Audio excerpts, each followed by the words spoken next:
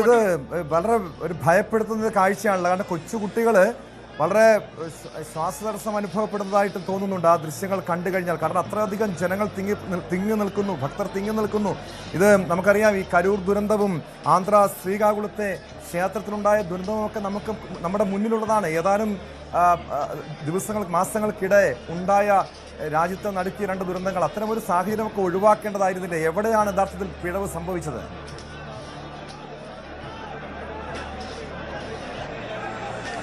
ഈ ഏകോപനത്തിൽ പ്രശ്നമുണ്ട്. നമ്മളത് ഏതെങ്കിലും ഒരു വിഭാഗത്തെ മാത്രമല്ല, പോലീസിനെ മാത്രമായി ഏതെങ്കിലും തരത്തിൽ പറയാൻ കഴിയില്ല. കാരണം ഈ പറഞ്ഞു വന്നത് തന്നെയാണ്, കേന്ദ്രസേനാ വിഭാഗങ്ങൾ എത്തേണ്ടതാണ്. NDRF അതോടൊപ്പം തന്നെ RIF ഇതെല്ലാം തന്നെ നട തുറക്കുമ്പോൾ, സീസൺ ആരംഭിക്കുമ്പോൾ എത്തുന്ന വിഭാഗങ്ങളാണ്. ഇത്തവണയും കത്തയച്ചിരുന്നു, അവർ എത്തിയില്ല. ഈ ക്രൗഡ് മാനേജ്മെന്റിന് കേന്ദ്ര സേനകൾക്ക് കുറച്ചുകൂടി പ്രാഗൽഭ്യമുണ്ട്, സംസ്ഥാന സേനയേക്കാൾ കുറച്ചുകൂടി പ്രാഗൽഭ്യമുണ്ട്. പക്ഷേ ഈ ഡൽഹി സ്ഫോടനത്തിന്റെ പശ്ചാത്തലത്തിൽ അവരുടെ വരവിൽ, അവരുടെ ഷെഡ്യൂളിൽ മാറ്റം വന്നു എന്ന വിവരമാണ് നമുക്ക് സംസ്ഥാന പോലീസിൽ നിന്ന് കിട്ടുന്ന വിവരം. പക്ഷേ കേരള പോലീസ് മാത്രമല്ല, എല്ലാ സീസണിലും കേന്ദ്രസേന കൂടി ഇവിടേക്ക് എത്തുന്നതാണ്. പക്ഷേ കേന്ദ്രസേനയുടെ അഭാവം ഇപ്പോൾ ഉണ്ട്.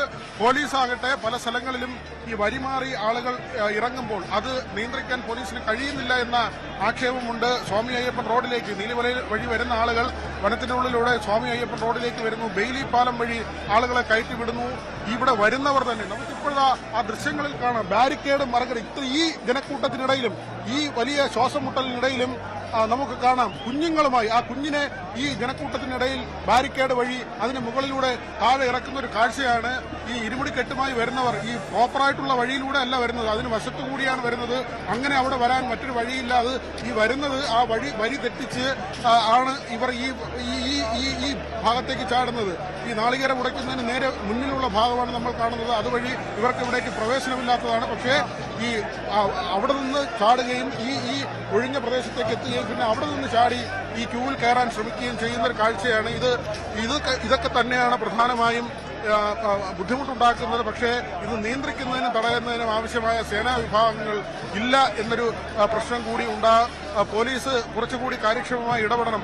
ഇപ്പോൾ ദേവസ്വം ബോർഡ് പ്രസിഡന്റ് ഇവിടുത്തെ പോലീസ് മേധാവിക്ക് ഇതിന്റെ ചുമതലയുള്ള ശ്രീജിത്തിന് അതിന് കത്ത് നൽകിയിട്ടുണ്ട്.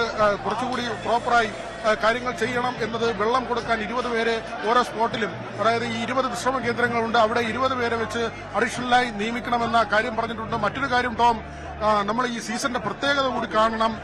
ഇത്രയധികം ആളുകൾ സീസണിന്റെ തുടക്കത്തിൽ വരുന്ന ഒരു മണ്ഡലകാല സീസൺ ഈ സമീപകാലത്തൊന്നും ഉണ്ടായിട്ടില്ല. ഈ നട തുറക്കുമ്പോൾ വളരെ കുറച്ച് ആളുകൾ മാത്രമാണ് ഇവിടേക്ക് എത്തുന്നത്. ആദ്യത്തെ 1-2 ആഴ്ച വളരെ കുറച്ച് ആളുകളാണ് എത്തുന്നത്. അതിനനുസരിച്ചാണ് ഇവിടെ സൗകര്യങ്ങൾ ക്രമേണ ഒരുക്കുന്നതും. ആ തരത്തിലാണ് ഇവിടെ നടപടിക്രമങ്ങൾ എല്ലാ വർഷവും പലപ്പോഴും നടന്നിട്ടുള്ളത്. പക്ഷേ ഇത്തവണ ഈ അഭൂതപൂർവമായ തിരക്കാണ്, നിയന്ത്രിക്കാൻ കഴിയാത്ത തരത്തിലുള്ള തിരക്കാണ്. പമ്പയിൽ ഏതാണ്ട് 200 ബസ്സുകൾ അധികമായി ഇടേണ്ട ഒരു സാഹചര്യമുണ്ട്. പമ്പ നിലയ്ക്കൽ റൂട്ടിൽ അവിടെ പാർക്കിംഗ് നിറഞ്ഞു കഴിഞ്ഞു. നിലയ്ക്കലിൽ പൂർണ്ണമായും പാർക്കിംഗ് നിറഞ്ഞു. പലരും അവിടെ നിന്ന് മടങ്ങിപ്പോവുകയാണ്. ദർശനം സാധ്യമല്ല എന്ന സാഹചര്യം വന്നതോടുകൂടി ഈ നിലയ്ക്കലിൽ അവിടെ അഭിഷേകം നടത്തുക, അല്ലെങ്കിൽ അവിടെ പൂജ നടത്തുകയോ അല്ലെങ്കിൽ പന്തളത്ത് അങ്ങനെയുള്ള ചടങ്ങുകൾ നടത്തി അവർ വാഹനങ്ങളിൽ തിരികെ പോകുന്ന സാഹചര്യമാണ്. സന്നിധാനത്തേക്ക് എത്താൻ കഴിയാത്ത സാഹചര്യമാണ്. നിലയ്ക്കലിൽ നിന്ന് ഇവിടേക്ക് എത്തണമെങ്കിൽ മണിക്കൂറുകൾ കാത്തു നിൽക്കേണ്ട സാഹചര്യം. പക്ഷേ അപ്പോഴും ദേവസ്വം ബോർഡ് പ്രസിഡന്റ് പറയുന്നത് അതാണ് കുറച്ചുകൂടി നല്ല കാര്യം. കാരണം പമ്പയിൽ ആളുകളെ തമ്പടിപ്പിക്കുന്നത് കൂടുതൽ അപകടമാണ്.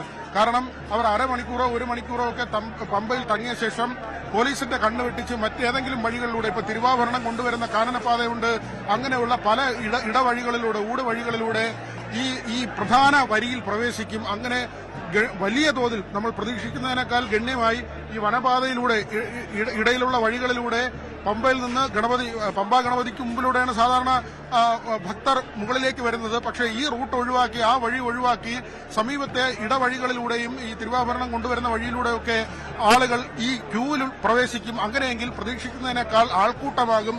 ഈ ആൾക്കൂട്ടം പമ്പയ്ക്കും സന്നിധാനത്തിനും ഇടയിൽ മണിക്കൂറുകൾ തിങ്ങി നിന്നാൽ വലിയ അപകടത്തിന് സാധ്യതയുണ്ട്. അവർക്ക് വെള്ളം കിട്ടുന്നില്ല, ശ്വാസം മുട്ടൽ അനുഭവപ്പെടും. ഇത് കുറച്ച് സമയമൊന്നും അല്ല നിൽക്കുന്നത്, 2 സൈഡും ബാരിക്കേഡാണ്. നമ്മൾ ഈ കാണുന്നത് പോലെ അയ്യപ്പന്മാർ നിൽക്കുന്ന പോലെ തന്നെയാണ് നീലിമല വഴി കയറി വരുമ്പോൾ രണ്ട് സൈഡും ബാരിക്കേഡാണ്. ചന്ദ്രാനന്ദ റോഡിൽ മാത്രമാണ് അങ്ങനെ ബാരിക്കേഡിന്റെ പ്രശ്നമില്ലാത്തത്. നമുക്ക് വേണമെങ്കിൽ ശ്വാസം മുട്ടുന്നെങ്കിൽ സൈഡിലേക്കൊക്കെ മാറാം, കുറച്ച് വനമേഖലയിലോട്ട് കയറി നിൽക്കാം, കാരണം ഏതെങ്കിലും തരത്തിലുള്ള ഫെൻസിംഗ് ഇല്ല. പക്ഷേ ഈ നീലിമല വഴി കയറി വരുമ്പോൾ രണ്ട് സൈഡും ഫെൻസിംഗ് ഉണ്ട്. ഈ ഫെൻസിങ്ങിന് പുറത്തേക്ക് ഇറങ്ങാൻ പാടാണ്. പ്രത്യേകിച്ച് കൊച്ചുകുട്ടികളൊക്കെ ഇതിനകത്ത് ഉൾപ്പെട്ടു പോയാൽ വലിയ അപകടം സംഭവിച്ചു. നമുക്കിപ്പോഴും കാണാം അവർ ഈ പോലീസ് ചെയ്യാൻ പറ്റുന്ന കാര്യമാണ്. പോലീസ് കുറേശ്ശെ വളരെ ചെറിയ അളവിൽ മാത്രമാണ് ആളുകളെ ഇപ്പോൾ ഇങ്ങോട്ട് കയറ്റിവിടുന്നത്. അത് മാത്രമല്ല, ഉച്ചപൂജയുടെ സമയം സാധാരണ 1 മണിയോടുകൂടി നട അടയ്ക്കുമെങ്കിൽ ഇന്ന് തന്ത്രിയുടെ തന്നെ അനുവാദത്തോടുകൂടി 2 മണിവരെ നട തുറന്നിരിക്കുന്ന ഒരു സാഹചര്യം ഉണ്ടായിരുന്നു. പരമാവധി പേർക്ക് ദർശനം കൊടുക്കുക എന്ന ഒരു നിലയായിരുന്നു. 2 ലക്ഷം പേരാണ് 2 ദിവസമായി ഈ വിർച്വൽ ക്യൂ വഴി പിന്നെ രജിസ്ട്രേഷൻ നടത്തി കയറിയത്. മാത്രമല്ല 20,000 പേർക്കാണ് സ്പോട്ട് ബുക്കിംഗ് അനുവദിച്ചിട്ടുള്ളത്. ഇതിൽ 37,000 പേർ കഴിഞ്ഞ ദിവസം കയറി. 20,000 പേർക്കാണ് സ്പോട്ട് ബുക്കിംഗ് വഴി പ്രവേശിക്കാൻ കഴിയുക. ഇതിൽ 37,000 പേർ ഇന്നലെ മാത്രം കയറിയിട്ടുണ്ട്. അങ്ങനെയെങ്കിൽ അത് വരും ദിവസങ്ങളിൽ കൂടും. അവിടെയും പോലീസിന് പരിമിതിയുണ്ട്. കാരണം മറ്റ് ദിക്കുകളിൽ നിന്ന് വരുന്ന ആളുകളാണ്, മറ്റ് സംസ്ഥാനങ്ങളിൽ നിന്ന് വരുന്ന ആളുകളാണ്. അവർക്ക് ഇവിടെ പ്രവേശിക്കാതെ തിരികെ പോകാൻ കഴിയില്ല. ഈ ഉൾനാടൻ പ്രദേശങ്ങൾ, കർണാടകയുടെ ആന്ധ്രയുടെയൊക്കെ ഉൾനാടുകളിൽ നിന്ന് ശബരിമല ദർശനത്തിന് വരുന്ന സാധാരണക്കാരായ ആളുകളുണ്ട്. അവർക്ക് ഇതിന്റെ ടെക്നിക്കാലിറ്റീസ് ഒന്നും അറിയില്ല. ഓൺലൈൻ ബുക്കിങ്ങിനെ കുറിച്ചൊന്നും വലിയ ധാരണയുള്ള ആളുകളല്ല വലിയൊരു ശതമാനം വരുന്നത്. അവർ ഇവിടെ വന്ന ശേഷം മണിക്കൂറുകൾ പമ്പയിൽ കാത്തു നിൽക്കേണ്ടി വരും, അല്ലെങ്കിൽ നിലയ്ക്കൽ കാത്തു നിൽക്കേണ്ടി വരും. നിലയ്ക്കലിലാണെങ്കിൽ കുറച്ചുകൂടി സൗകര്യമുണ്ട്. അവിടെ കാത്തു നിൽക്കേണ്ടി വന്നാലും തിരക്കേടില്ല എന്നൊരു കാര്യമാണ്. പക്ഷേ ഇവരെ കയറ്റിവിടാതെ തിരികെ അയക്കാൻ പറ്റില്ല, നിരാശരാക്കാൻ കഴിയില്ല. അതുകൊണ്ട് തന്നെ കുറച്ച് സമയം അവരെ വെയിറ്റ് ചെയ്യിക്കേണ്ടി വരും. അത് ബുദ്ധിമുട്ടായി ഈ ഭക്തർ പറയുന്നുണ്ട്. എങ്കിൽ തന്നെയും ഒരാളെ പോലും മടക്കി അയക്കാതെ, ഒരാളെ പോലും ദർശനം നൽകാതെ, ശബരിമല ചവിട്ടാൻ കഴിയാതെ, സന്നിധാനത്തെത്താൻ കഴിയാതെ മടക്കി അയക്കില്ല. അത് ശരിയല്ല. അവർ ഇത്രയും ദൂരം യാത്ര ചെയ്ത് വരുന്നതാണ്, അവരുടെ ഒരു ഭക്തിയാണ്. പക്ഷേ അവിടെ വലിയ അപകടം കൂടിയുണ്ട്. ഇത്ര വലിയ ജനക്കൂട്ടം മോബ് ഉണ്ടാകുമ്പോൾ അത് ഹാൻഡിൽ ചെയ്യാൻ പറ്റുന്ന തരത്തിലുള്ള സംവിധാനം ഉണ്ടാകണം. അവിടെയാണ് കേരള പോലീസിന്റേതായ സംവിധാനം ഉപയോഗിച്ച് ആളുകളെ നിയന്ത്രിക്കുകയും കടത്തിവിടുകയൊക്കെ ചെയ്യുന്നുണ്ട്. കൂടുതൽ ഫോഴ്സിനെ ഇവിടേക്ക് കൊണ്ടുവരണമെന്ന കാര്യം ഇപ്പോൾ ദേവസ്വം ബോർഡ് പ്രസിഡന്റ് ശ്രീജിത്തിനോട് ആവശ്യപ്പെട്ടിട്ടുണ്ട്. നമുക്ക് മനസ്സിലാക്കാം, അത് ഒരുപക്ഷെ കൂടുതൽ പോലീസ് വൈകാതെ തന്നെ വരും. അവിടെയും ഈ കേന്ദ്ര സേനയുടെ ഇടപെടൽ അത് വളരെ പ്രധാനപ്പെട്ട കാര്യമാണ്. ശബരിമല പോലൊരു തീർത്ഥാടന കേന്ദ്രത്തിൽ NDRF-ഉം തീർച്ചയായും വിനോദ് തുടരുക.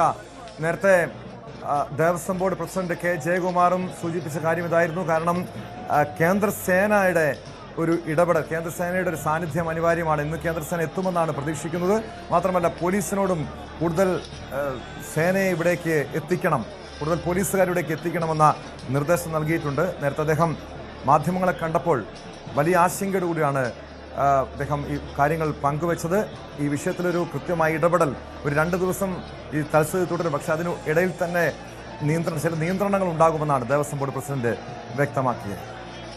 പിന്നെ അതിനുള്ള വേണ്ടത്ര മുന്നൊരുക്കങ്ങളുടെ ഒരു അഭാവമുണ്ട്. എന്ന് വെച്ചാൽ ചില കാര്യങ്ങൾ ഇപ്പോൾ ഈ കോൺട്രാക്ടർക്ക് മെസ്സ് കൊടുത്തു 16-ാം തീയതിയാണെന്ന് പറഞ്ഞാൽ അയാളെന്ത് ചെയ്യും? ഇങ്ങനെയൊക്കെയുള്ള പ്രശ്നങ്ങളുണ്ട്. പിന്നെ എംപ്ലോയീസ് പലരും വന്നിട്ടില്ല, ഡ്യൂട്ടിക്ക് കൊടുത്ത എംപ്ലോയീസ് തന്നെ വന്നിട്ടില്ല. വരാത്തവരെയൊക്കെ വിശദീകരണം ചോദിച്ച് ബാക്കി ആളുകളെ പോസ്റ്റ് ചെയ്യാൻ പറഞ്ഞിരിക്കുകയാണ്. ഇതൊക്കെയാണ് ഇപ്പോഴത്തെ ഇവിടുത്തെ അവസ്ഥ. ഇത്രയും തിരക്ക് ഞാൻ എൻ്റെ ജീവിതത്തിൽ കണ്ടിട്ടില്ല. ഈ 2-ാം ദിവസം ഇത്രയും ഏറെ ജനപ്രവാഹമാണ്. അപ്പോൾ ഞാനിപ്പോൾ നമ്മുടെ ഈ മുറ്റത്ത്, ലോവർ തിരുമുറ്റത്ത് അപായകരമായ തരത്തിലുള്ള ക്രൗഡാണ്. ഇങ്ങനെ ക്യൂവിലല്ലാതെ വന്നവർ, ഇതവർ ചന്ദ്രാനന്ദ റോഡ് വഴിയൊക്കെ ചാടി വന്നവരാണെന്ന് പറയുന്നു.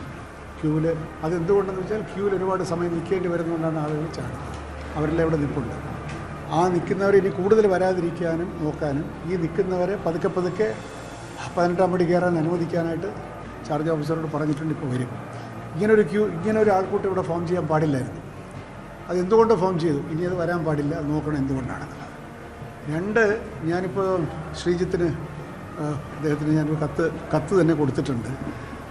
ഈ പമ്പയിൽ വന്നു കഴിഞ്ഞാൽ ആളുകൾക്ക് ഒരു നിശ്ചിത സമയത്തിനുള്ളിൽ, കുറച്ച് നേരമൊക്കെ ആളുകൾ വെയിറ്റ് ചെയ്യും, 3, 4, 5 മണിക്കൂർ വെയിറ്റ് ചെയ്യാൻ വരാത്ത രീതിയിൽ പമ്പയിൽ വന്നു കഴിഞ്ഞാൽ സുഗമമായിട്ട് കയറിയത്. ദാറ്റ് മീൻസ് പമ്പയിലേക്കുള്ള എൻട്രി ആണ് റെസ്ട്രിക്റ്റ് ചെയ്യേണ്ടത്. അത് നിലയ്ക്കലിൽ നിർത്തണം. നിലയ്ക്കൽ ആളുകൾക്ക് ഇരിക്കുന്നതിന് ബുദ്ധിമുട്ടില്ല.